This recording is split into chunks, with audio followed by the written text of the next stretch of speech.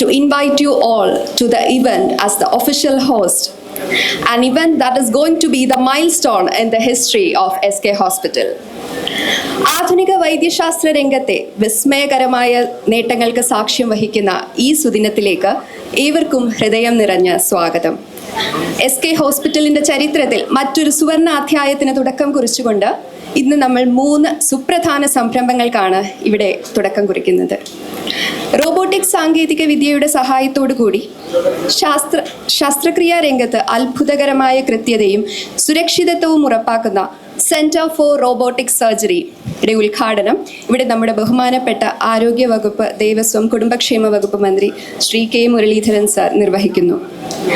ജീവിതത്തിൻ്റെ സൗന്ദര്യവും ശാരീരിക പ്രവർത്തനക്ഷമതയും പുനഃസ്ഥാപിക്കുന്ന പ്ലാസ്റ്റിക് സർജറി രംഗത്തെ നേട്ടങ്ങൾ ആദരിച്ചുകൊണ്ട് വേൾഡ് പ്ലാസ്റ്റിക് സർജറി ഡേയുടെ ഭാഗമായുള്ള പരിപാടികളിലും നാം ഇന്നിവിടെ പങ്കുചേരുകയാണ്. രോഗനിർണയം നേരത്തെ സാധ്യമാക്കുന്നതിലൂടെ ചികിത്സയുടെ ഫലപ്രാപ്തി വർദ്ധിക്കുക എന്ന ലക്ഷ്യത്തോടെ പൊതുജന ആരോഗ്യം മുൻനിർത്തി SK ഹോസ്പിറ്റൽ സംഘടിപ്പിച്ചിരിക്കുന്ന സൗജന്യ ക്യാൻസർ നിർണയ ക്യാമ്പിനും ഇന്നിവിടെ തുടക്കമാവുന്നു.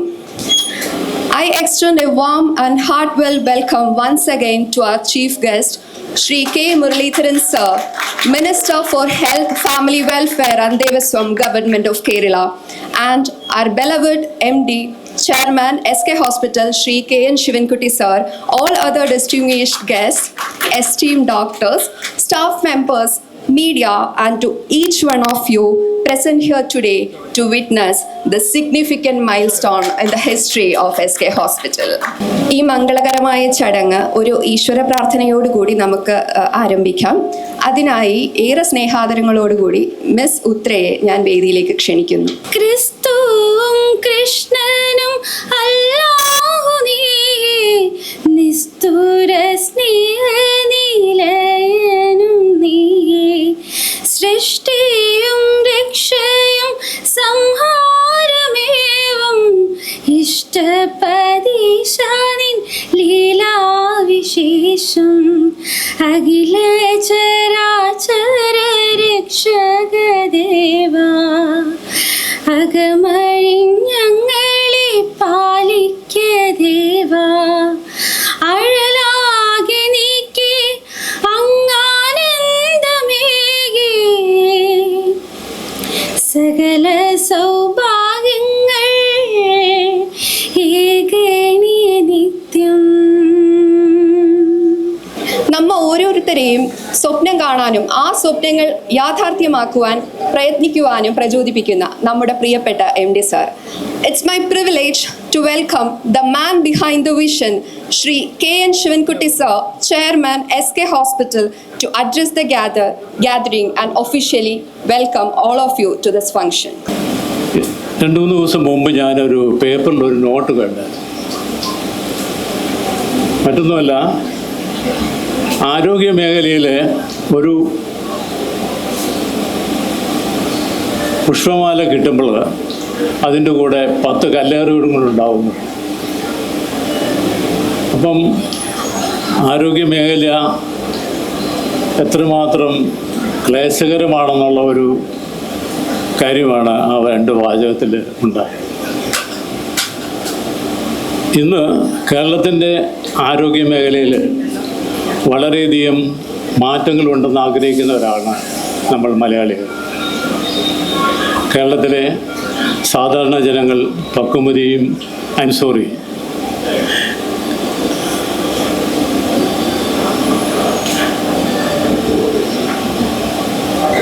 ഇന്ന് നമുക്ക് ഇവിടെ കേരളത്തിൻ്റെ ആരോഗ്യവകുപ്പ് മന്ത്രിയായ ശ്രീ കെ മുരളീധരൻ സാധാരണ ജനങ്ങളുടെ പൾസ് അറിയാവുന്നതും പക്വമതിയും കാര്യങ്ങൾ മനസ്സിലാക്കി തെറ്റുകൾ തിരുത്തുവാനും രോഗികൾക്ക് ആശ്വാസം നൽകുന്ന മാറ്റങ്ങൾ തിരുത്തുവാനും കഴിവുള്ള ഒരു മന്ത്രിയാണ് എന്നുള്ളത് ഞാൻ ഈ അവസരത്തിൽ പറയുന്നു. കാരണം മറ്റൊന്നുമല്ല, അദ്ദേഹം കഴിഞ്ഞ 2 മാസത്തിനുള്ളിൽ, അതായത് 60 ദിവസത്തിനുള്ളിൽ കുറച്ച് കാര്യങ്ങൾ വളരെ ശ്രദ്ധേയമായ 2-3 കാര്യങ്ങൾ അദ്ദേഹം കേരളത്തിലെ ജനങ്ങളോട് പറയുകയുണ്ടായി. ഒന്ന്, കേരളത്തിലെ മെഡിക്കൽ കോളേജിലെ താഴെ കിടക്കുന്ന രോഗികൾക്ക് ഇനി മേലാൽ കിടക്കയും കട്ടിലും കൊടുക്കും. അത് അവരുടെ അവകാശവും കൂടിയാണ്. അതിന് മുന്നോടിയായിട്ടാണ് അദ്ദേഹം ഈ അടുത്ത കാലത്ത് നമ്മുടെ പുലിയനാർ കോട്ടയിലേക്ക് 100 പേഷ്യൻസിനെ അവിടെ നിന്ന് ആംബുലൻസ് വഴി പുലിയനാർ കോട്ടയിലെത്തിക്കുകയും അവർക്ക് എല്ലാവിധ ചികിത്സാ സൗകര്യങ്ങൾ ഏർപ്പെടുത്തുകയും ചെയ്തു. രണ്ടാമത് അദ്ദേഹം പറഞ്ഞ ഒരു കാര്യം, തിരുവനന്തപുരത്ത് അഡീഷണലായിട്ട് ഒരു മെഡിക്കൽ കോളേജ് സ്റ്റാർട്ട് ചെയ്യുന്നു. അത് മറ്റൊന്നുമല്ല, നമ്മുടെ ഇപ്പോഴത്തെ ജനറൽ ആശുപത്രി അപ്ഗ്രേഡ് ചെയ്തുകൊണ്ട് ഒരു പ്രോജക്റ്റാണ് അദ്ദേഹം പ്ലാൻ ചെയ്യുന്നത്. അതിനുള്ള സൗകര്യങ്ങളും മറ്റു കാര്യങ്ങളൊക്കെ ദ്രുതഗതിയിൽ ആയിട്ടുണ്ട്. ഏതാണ്ട് 100 സീറ്റോളം MBBSന് നമുക്ക് കിട്ടിയിട്ടുണ്ട്. മൂന്നാമതായിട്ട് അദ്ദേഹം പറഞ്ഞ വേറൊരു കാര്യം, ഞാൻ കഴിഞ്ഞൊരു മീറ്റിങ്ങിന് അദ്ദേഹത്തിൻ്റെ മീറ്റിങ്ങിന് ഞാൻ പങ്കെടുത്തപ്പോൾ അദ്ദേഹം പറയുകയുണ്ടായി, നമ്മൾ കേരളത്തിലെ ജനങ്ങളെല്ലാവരും Indian institute of medical science നമുക്ക് കേരളത്തിൽ വേണം എന്നൊക്കെ പറഞ്ഞ് നമ്മൾ ഒരുപാട്. പക്ഷെ അതിൻ്റെ ലൊക്കേഷനെ പറ്റി എല്ലാ ഡിസ്ട്രിക്റ്റുകളിലും അവകാശവാദങ്ങളും മറ്റു കാര്യങ്ങളൊക്കെ ഉണ്ടാക്കി. അദ്ദേഹം വന്നതിന് ശേഷം 10 ലൊക്കേഷൻസ് കേരളത്തിലെ എടുത്തിട്ട് അദ്ദേഹം ഇതിൻ്റെ അതോറിറ്റിയോട് കൈ കൊടുത്തു. Let them decide the location of the medical college, IIT, Indian institute of medical science. ഇതാണ് കഴിഞ്ഞ 30 ദിവസത്തെ അദ്ദേഹത്തിന് 60 ദിവസത്തെ അദ്ദേഹത്തിൻ്റെ ഒരു പ്രോഗ്രാം. ഈ കഴിഞ്ഞ 60 ദിവസങ്ങളിൽ ഈ കാര്യങ്ങൾ ചെയ്തു എന്നത് വളരെയധികം ഒരു അഭിനന്ദനാർഹമാണ്. അദ്ദേഹത്തിൻ്റെ കേരളത്തിൻ്റെ ആരോഗ്യമേഖല ശക്തിപ്പെടുത്തുവാൻ കഴിയുമെന്ന് കൂടുതൽ മാറ്റങ്ങൾ ആഗ്രഹിച്ചുകൊണ്ട് അദ്ദേഹത്തെ ഈ വേദിയിലേക്ക് ഞാൻ സാദരം ക്ഷണിച്ചു. അല്പം മറ്റു കാര്യങ്ങളിൽ കൂടി ഞാൻ നിങ്ങളുടെ മുമ്പിൽ പ്രസൻറ്റ് ചെയ്യാൻ ഉദ്ദേശിക്കുന്നു. നമ്മളുടെ കേരളത്തിലെ ബഹുഭൂരിപക്ഷം ആൾക്കാരും സാധാരണ ജനങ്ങളാണ്. ഈ സാധാരണ ജനങ്ങളിൽ 70% പേരും കേരളത്തിലെ പ്രൈവറ്റ് ആശുപത്രികളിലാണ് ചികിത്സയ്ക്ക് എത്തുന്നത്. കഴിഞ്ഞ 22 കൊല്ലമായി SK ഹോസ്പിറ്റൽ ഇങ്ങനെ വരുന്ന സാധാരണ ജനങ്ങൾക്ക് ഏറ്റവും നല്ല ചികിത്സ ഏറ്റവും കുറഞ്ഞ ചെലവിൽ നൽകിക്കൊണ്ടിരിക്കുന്ന ഒരു സ്ഥാപനം. ഇതിൻ്റെ കൂടെ തന്നെ സാമൂഹ്യ പ്രതിബദ്ധത കൈമുതലാക്കുവാൻ വേണ്ടിയിട്ട് ഞങ്ങൾ ചെയ്തത് വിമുക്ത ഭടന്മാർക്ക് വേണ്ടിയിട്ടുള്ള ECHSഉം സെൻട്രൽ ഗവൺമെൻറ് എംപ്ലോയീസിൻ്റെ റിട്ടയർഡ് ആൾക്കാർക്കുള്ള CGHS പേഷ്യൻസും ഞങ്ങൾ ട്രീറ്റ്മെൻറ്റ് കൊടുത്തുകൊണ്ടിരിക്കുകയാണ്. ഈ വിഭാഗത്തിൽപ്പെട്ട ആൾക്കാർക്ക് ആശുപത്രി ചെലവിൻ്റെ സാധാരണയുള്ള ചെലവിൻ്റെ 25% കുറച്ച് ആണ് ഞങ്ങൾ ചെയ്തുകൊണ്ടിരിക്കുന്നത്. ഇങ്ങനെയുള്ള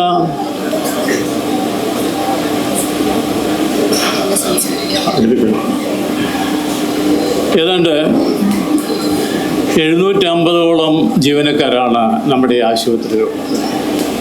അതിൽ ഡോക്ടേഴ്സുണ്ട്, സേവന സന്നദ്ധരായിട്ടുള്ള നേഴ്സിംഗ് ആൾക്കാരുണ്ട്, പാരാമെഡിക്കൽ സ്റ്റാഫുകളുണ്ട്, മറ്റ് ജോലികൾ ചെയ്യുന്ന ഉദ്യോഗസ്ഥരുണ്ട്. ഇവരെല്ലാവരും ഇവിടെ വരുന്ന ആയിരക്കണക്കിനുള്ള രോഗികളെ ശുശ്രൂഷിക്കുവാനും അവരെ കരുതലോടെ പറഞ്ഞുവിടാനും ശ്രമിച്ചുകൊണ്ടിരിക്കുന്നതാണ്. നമ്മൾ ഒരു കാര്യം നിങ്ങളുടെ ശ്രദ്ധയിലേക്ക് ഞാൻ ശ്രദ്ധിക്കുകയാണ്. നമ്മളുടെ ലോകത്തെ എല്ലാ മേഖലകളിലും ഇപ്പോൾ മാറ്റങ്ങൾ വന്നുകൊണ്ടിരിക്കും. ഈ മാറ്റങ്ങൾ നമുക്ക് ഒഴിച്ചുകൂടാൻ ബാധ്യത. വരുന്ന 5 വർഷക്കാലം കൊണ്ട് ഇവിടെ നമ്മുടെ ഹെൽത്ത് കെയർ സെക്ടറിൽ, കേരളത്തിലെ ഹെൽത്ത് കെയർ സെക്ടറിൽ വളരെയധികം മാറ്റങ്ങൾ സംഭവിക്കുന്നുള്ളതിന് യാതൊരു സംശയവുമില്ല. കാരണം ടെക്നോളജിയുടെ വളർച്ചയും എഐയുടെ ആപ്ലിക്കേഷൻസും. എഐയുടെ ആപ്ലിക്കേഷൻസ് എന്ന് പറഞ്ഞു കഴിഞ്ഞാൽ we cannot predict how far it is going to be affected the health care sector, entire health sector. നമ്മൾ ചൈനയിലും കൊറിയയിലും ജപ്പാനിലൊക്കെ പോയി കഴിഞ്ഞാൽ ഹെൽത്ത് കെയർ സെക്ടറിൻ്റെ എക്യുപ്മെൻസുകളെല്ലാം AI ഓപ്പറേറ്റഡ് ആയി കഴിഞ്ഞു. We are very backward people. വളരെയധികം പുറകിലാണ് അവരുമായിട്ട് കമ്പയർ ചെയ്യും. നമ്മൾ നല്ലൊരു കാര്യമാണ് we like to acknowledge the technology, AI application and everything. Otherwise we cannot stand or compete with the other states or outside India. So we will have to go according to that. നിങ്ങൾക്ക് ഒരുപക്ഷെ അറിയില്ലായിരിക്കാം, കഴിഞ്ഞ 2003-4 കാലഘട്ടത്തിൽ, 3 കൊല്ലത്തെ കാലഘട്ടത്തിൽ ഏതാണ്ട് 850ഓളം ചെറുകിട ആശുപത്രികളാണ് കേരളത്തിൽ അടച്ചുപൂട്ടേണ്ടി വന്നത്. കാരണം അധിക ചെലവുകൾ കൊണ്ട്. നമ്മളിപ്പോൾ ഈ ആർട്ടിഫിഷ്യൽ ഇൻ്റലിജൻസ് വഴിയുള്ള എക്യുപ്മെൻസുകളും മാനേജ്മെൻറ്റും സ്ട്രക്ചറും ഉണ്ടാക്കി കഴിയുമ്പോൾ ഒരു മിഡിൽ മാനേജ്മെൻറ്റ് അല്ലെങ്കിൽ മിഡിൽ ലെവലിലുള്ള ഒരു ആശുപത്രി അത് വല്ലാണ്ട് അഫക്റ്റ് ചെയ്യും. ഉദാഹരണത്തിന് SK ഹോസ്പിറ്റൽ മാത്രം ഏതാണ്ട് 75 കോടി രൂപയുടെ എക്യുപ്മെൻസും ഇൻസ്ട്രുമെൻസും ഉണ്ട്.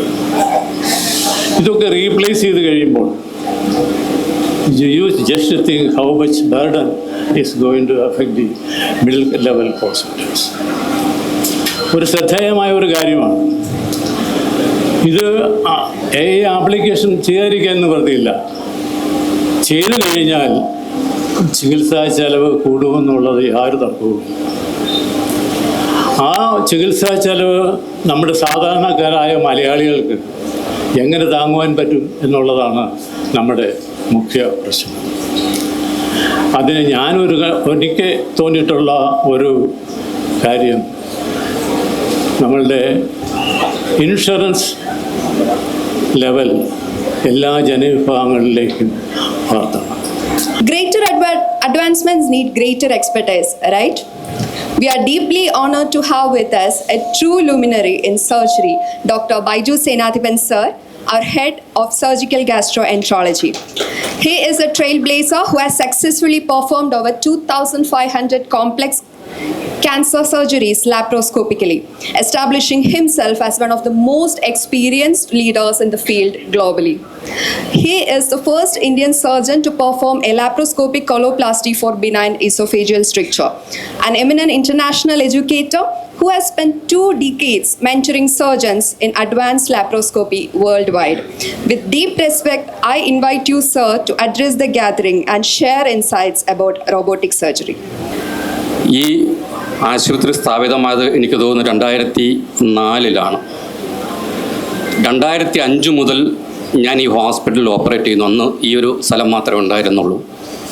തൊട്ടുമേളിലായിരുന്നു ഓപ്പറേഷൻ തിയേറ്റർ. ഒരു 3 മുറി ഓപ്പറേഷൻ തിയേറ്റർ ആയിരുന്നു അന്നുണ്ടായിരുന്നത്. ആ ഓപ്പറേഷൻ തിയേറ്ററിൽ 2005 മുതൽ ഞാൻ ഇവിടെ ഓപ്പറേറ്റ് ചെയ്യുന്നുണ്ട്. 2013 മുതൽ സ്ഥിരാംഗമായി ഇവിടെ പ്രവർത്തിക്കുന്നു. അന്നു മുതൽ ഞാൻ പറഞ്ഞു വന്നത്, അന്നു മുതൽ ഈ ഹോസ്പിറ്റലിന് സംഭവിച്ചിട്ടിരിക്കുന്ന പുരോഗതി, മാറ്റങ്ങൾ, മൈൽ സ്റ്റോണുകളെല്ലാം നേരിട്ട് വീക്ഷിക്കാൻ സാഹചര്യമുണ്ടായി, ഭാഗ്യമുണ്ടായി എന്നുള്ളതാണ്. അന്നു മുതൽ ചെറുതും വലുതുമായിട്ടുള്ള സർജറികൾ, ക്യാൻസർ സർജറികൾ ഉൾപ്പെടെയുള്ള സർജറികൾ ഇവിടെ കീ ഹോൾ സർജറി വഴി നടത്താൻ സാധിച്ചു എന്നുള്ളത് ഒരു ചാരിതാർത്ഥ്യമാണ്. അതോടൊപ്പം തന്നെ ബഹുമാന്യനായ മിനിസ്റ്ററിൻ്റെ അഡീഷണൽ പ്രൈവറ്റ് സെക്രട്ടറി ഞാനിവിടെ ഓപ്പറേറ്റ് ചെയ്തിട്ടുണ്ട്. അദ്ദേഹത്തിന് ബാരിയാട്രിക് സർജറി ആയിരുന്നു കീ ഹോൾ സർജറി വഴി ചെയ്തത്. അതൊരു മിനിസ്റ്റർ പറഞ്ഞപ്പോഴാണ് അദ്ദേഹം അഡീഷണൽ പ്രൈവറ്റ് സെക്രട്ടറി ആയിരുന്നു മനസ്സിലാവുന്നത്. അതുപോലെ എല്ലാ മൈൽ സ്റ്റോണുകൾക്കും സാക്ഷ്യം വഹിക്കാൻ സാധിച്ചിട്ടുണ്ട്. ഞാൻ ഏകദേശം 2008 അന്ന് റോബോട്ടിക് സർജറി ഇന്ത്യയിൽ ഇല്ലായിരുന്ന ഒരു കാലഘട്ടത്തിൽ കൊറിയയിൽ പോയിട്ടാണ് റോബോട്ടിക് സർജറി പ്രാവീണ്യം നേടിയത്. പക്ഷേ നമ്മുടെ തിരുവനന്തപുരത്തോ പരിസര പ്രദേശത്തോ റോബോട്ട് ഇല്ലാത്തത് കാരണം അത് നടപ്പാക്കാൻ പറ്റിയില്ല. ഇപ്പോൾ സുവർണാവസരമാണ് വന്നിരിക്കുന്നത്. പക്ഷെ നടപ്പാക്കാതിരുന്ന് നന്നായി എന്ന് ഇപ്പോൾ തോന്നുന്നു. കാരണം ഇപ്പോൾ ടെലി റോബോട്ടിക് സർജറിയുടെ കാലഘട്ടമാണ്.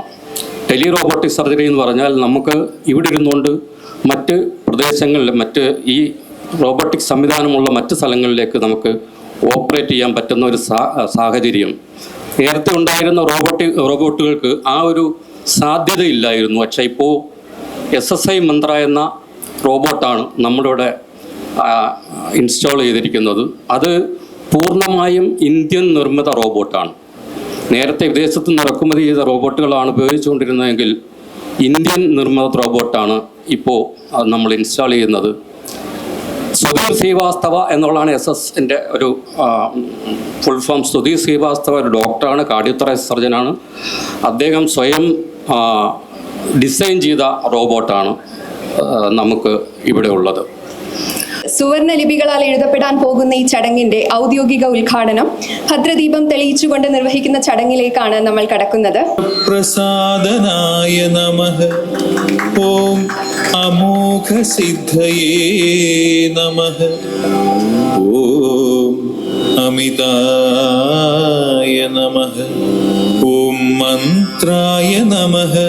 As we stand at the threshold of a new chapter in surgical excellence, I humbly request our Honorable Minister for Health, Family Welfare and Devaswam, Shri K. Muralidharan Sir, to kindly grace the stage and unveil the satin cloth to officially inaugurate the surgical system, robotic surgery.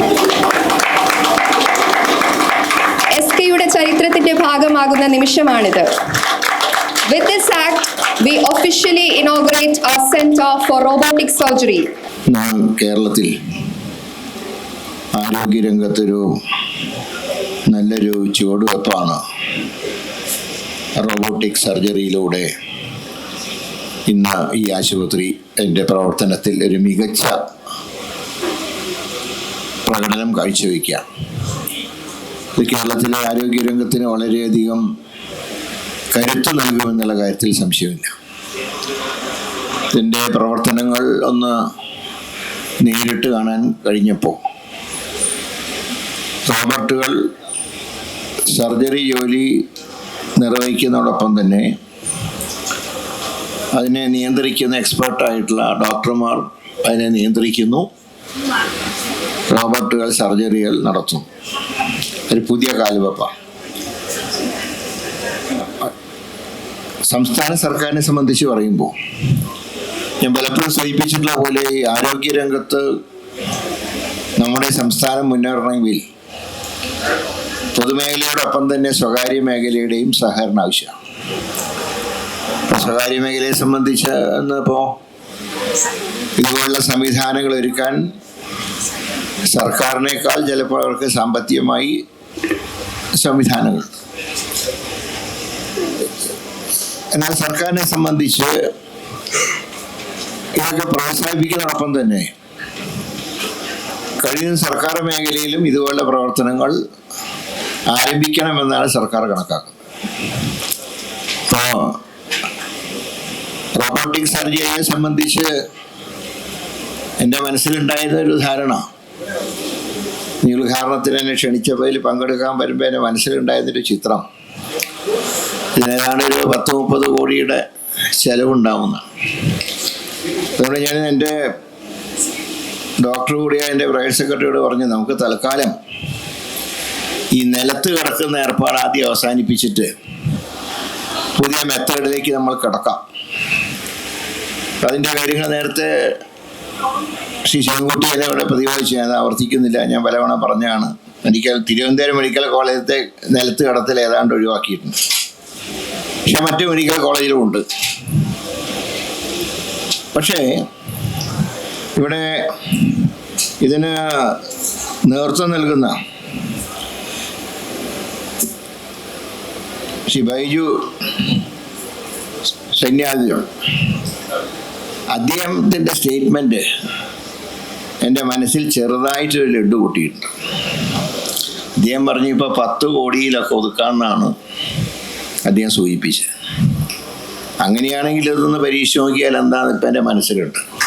പക്ഷെ ഞാനിപ്പോൾ ഉറപ്പിച്ച് പറയുന്നില്ല. കാരണം ഞാൻ ഈ നിയോജകമണ്ഡലത്തിലെ MLA കൂടി ആയതുകൊണ്ട് പ്രഖ്യാപനം നടത്തിപ്പോയാൽ നാളെ അത് കൂടുതൽ ദോഷമുണ്ടാവും എന്നുള്ളതുകൊണ്ട് ഞാനിപ്പോൾ അതിനെക്കുറിച്ച് പറയുന്നില്ല. പക്ഷേ ഒരു കാര്യം ഞാൻ പറയുന്നു,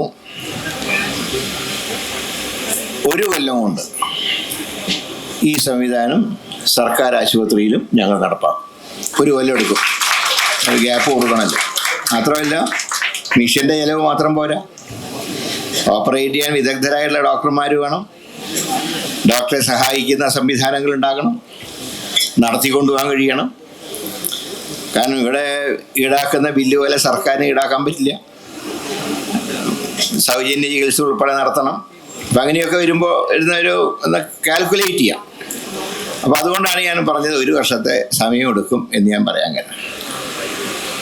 പക്ഷെ അതേ സമയത്ത് ഞങ്ങൾ 6 മാസം കൊണ്ട് ഈ വെർച്വൽ ഓട്ടോപ്സി, നിങ്ങൾക്കറിയാം, മൃതദേഹം കീറി മുറിക്കാതെ ഓപ്പറേറ്റ് ചെയ്യുന്ന സംവിധാനം, അതിപ്പോൾ ഗൾഫ് രാജ്യങ്ങളിലും യൂറോപ്യൻ രാജ്യങ്ങളിലുമാണുള്ളത്. അത് ഞങ്ങൾ 6 മാസം കൊണ്ട് കേരളത്തിൽ നടപ്പാക്കാൻ ഉദ്ദേശിക്കുന്നു. പക്ഷെ അത് ഇന്ത്യൻ നിയമം കൂടെ കേന്ദ്ര ഗവൺമെൻറ് അനുവാദം കിട്ടണം. കാരണം ഇന്ത്യയിൽ എവിടെയൊക്കെയാണ് വേണ്ടത് എനിക്ക് അറിഞ്ഞു. പക്ഷേ ഇത് മെയിനായിട്ട് ഗൾഫ് രാജ്യങ്ങളിലും യൂറോപ്യൻ രാജ്യങ്ങളിലുമാണ്. ഈ ഒരു സംവിധാനം വന്നാൽ, ഈ വെർച്വൽ ഓട്ടോപ്സി വന്നു കഴിഞ്ഞാൽ ഒരു മെച്ചം എന്താന്ന് പറഞ്ഞാൽ, മരണം സംഭവിക്കുമ്പോൾ ഈ സർജറി പോസ്റ്റ്മോർട്ടം ചെയ്യേണ്ടി വരിക, അപകട മരണങ്ങളും മറ്റു കാര്യങ്ങളാണല്ലോ. അതൊരു വീട്ടുകാർക്ക് തീരാത്ത ദുഃഖമാണ്. അതിനു പുറമെ കീറി മുറിച്ച മൃതദേഹം മുമ്പിലെത്തുമ്പോൾ ഉണ്ടാകുന്ന രണ്ടാമതൊരു ബുദ്ധിമുട്ടുണ്ട്. എൻ്റെ മനസ്സിൽ ഫീൽ ചെയ്യാൻ കാരണം, ഒരിക്കലൊരു കുട്ടി ആക്സിഡൻറ്റിൽ മരണപ്പെട്ടു. കുട്ടിക്ക് 1 വയസ്സായിട്ടുണ്ടായിരുന്നു. അപ്പം കുട്ടിയുടെ രക്ഷിതാവിന് എന്നോട് പറഞ്ഞത് ഒരു പോസ്റ്റ്മോർട്ടം ഒഴിവാക്കി തരാം. ഞാൻ നിവർത്തിയില്ല, നിയമം അനുസരിച്ച് പോസ്റ്റ്മോർട്ടം നടത്തിയേ പറ്റും. ആക്സിഡൻറ്റിലാണ്. പിന്നെ 1 വയസ്സുള്ള കുട്ടി എനിക്ക് നഷ്ടപ്പെട്ടു. പക്ഷെ അതിൻ്റെ കീറി മുറിച്ച ബോഡി കൂടെ കാണേണ്ടി വരുന്നത് എനിക്കൊരു ശിക്ഷയാണെന്ന് വർഷങ്ങൾക്ക് മുമ്പ് ഞാൻ വടകര MP ആയിരുന്നപ്പോൾ പാനൂരുണ്ടായൊരു സംഭവം ഞാനിപ്പോൾ ഓർക്കുക. അതുകൊണ്ടാണ് ഇങ്ങനെ ഒരു സജഷൻ ഇപ്പോഴത്തെ ആദ്യത്തെ MP ആയിട്ടുള്ള ഷാഫി പറമ്പിൽ പറഞ്ഞപ്പോൾ അത് നടപ്പാക്കുന്ന ഒരു വാശി എനിക്ക് ഉണ്ടാവാൻ കാരണം. അത് കേന്ദ്ര ഗവൺമെൻറ്റുമായി സംസാരിച്ച് ആ സംവിധാനം 6 മാസം കൊണ്ട് സംസ്ഥാനത്ത് ആദ്യം അത് കോഴിക്കോട് മെഡിക്കൽ കോളേജിൽ ആരംഭിക്കാനാണ് ഇപ്പോൾ ഒരു തീരുമാനം തത്വത്തിലെടുത്തിട്ടുള്ളത്. അതുമായിട്ടുള്ള ചർച്ചകൾ നടന്നുകൊണ്ടിരിക്കുകയാണ്.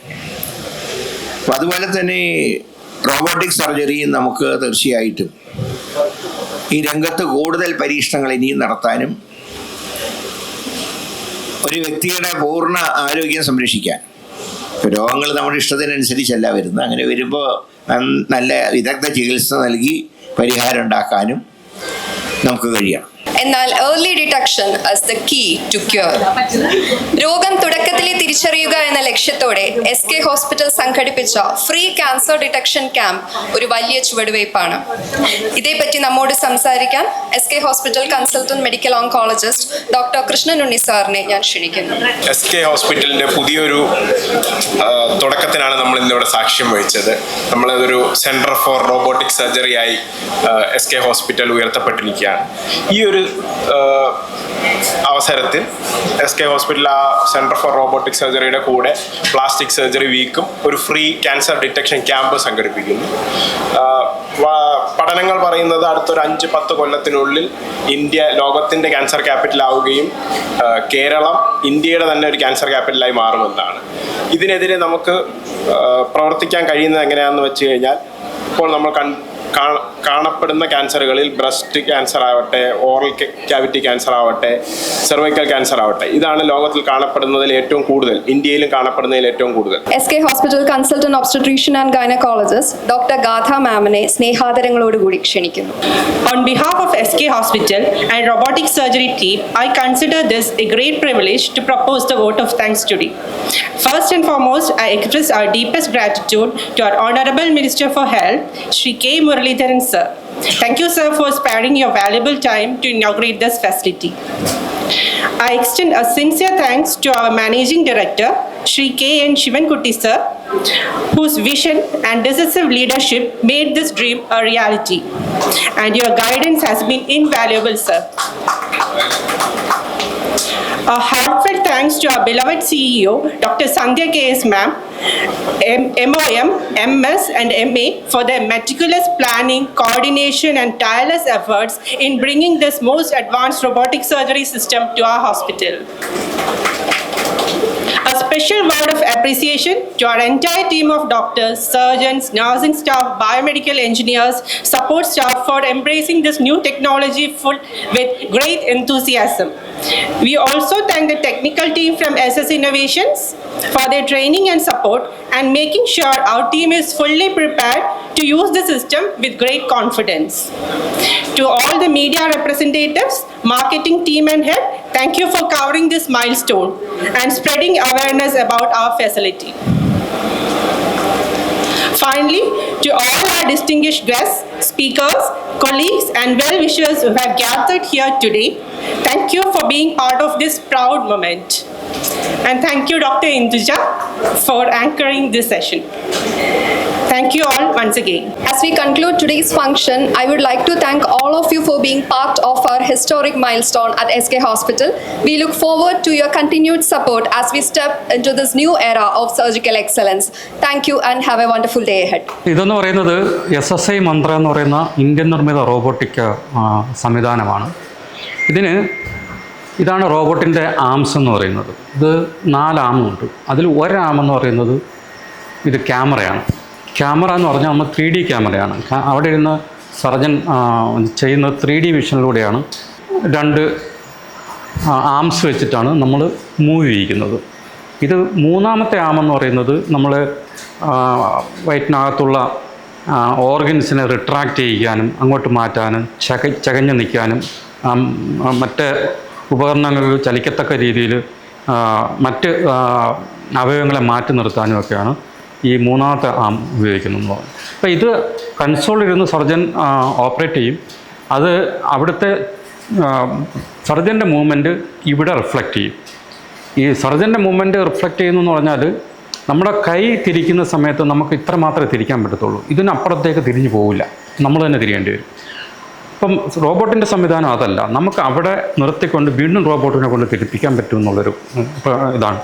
അതുകൊണ്ട് വളരെ സൂക്ഷ്മമായും വളരെ ചടുലതയും കൂടി ചെയ്യേണ്ടുന്ന സർജറികൾ റോബോട്ടിന് കൂടി കൂടുതൽ ആയാസമില്ലാതെ ചെയ്യാൻ പറ്റുമെന്നുള്ളതാണ് റോബോട്ട് കൊണ്ടുള്ള പ്രയോജനം എന്നുള്ളത്. പിന്നെ ഈ സംവിധാനത്തിൻ്റെ മറ്റൊരു മെച്ചമെന്ന് പറഞ്ഞാൽ ഇതിപ്പോൾ വയർ കൊണ്ട് കണക്റ്റഡാണ്. ആ കൺസോളും ഈ പേഷ്യൻ്റെ ഏരിയയും. ഇത് സപ്പോസ് ഇത് പേഷ്യൻ്റ് ആണെന്ന് സങ്കല്പിച്ചുകൊണ്ട് അതിൻ്റെ ഒരു മോഡൽ ഉണ്ടാക്കി വെച്ചിരിക്കുന്നതേ ഉള്ളൂ. ഇവിടെയാണ് പേഷ്യൻറ്റിനെ കിടത്തുന്നത്. ഇതുമായിട്ട് കണക്റ്റഡാണ്, ഒരു കേബിൾ വഴി കണക്റ്റഡാണ്. പക്ഷേ ഈ കേബിൾ ഇല്ലാതെ തന്നെയും വർക്ക് ചെയ്യുന്നൊരു സംവിധാനമുണ്ട് ഇൻ്റർനെറ്റ് വഴി. അത് നമ്മുടെ ഇൻ്റർനെറ്റ് സംവിധാനം ഭയങ്കര സ്ട്രോങ് ആയതുകൊണ്ട് നമുക്ക് റിമോട്ട് ഈ സാധനം കൺസോൾ ഇവിടെ തന്നെ ഇരിക്കണമെന്നില്ല. ഇത് മറ്റൊരു സ്ഥലത്ത് വെച്ചുകൊണ്ട് നമുക്ക് ഓപ്പറേറ്റ് ചെയ്യാവുന്നതാണ്.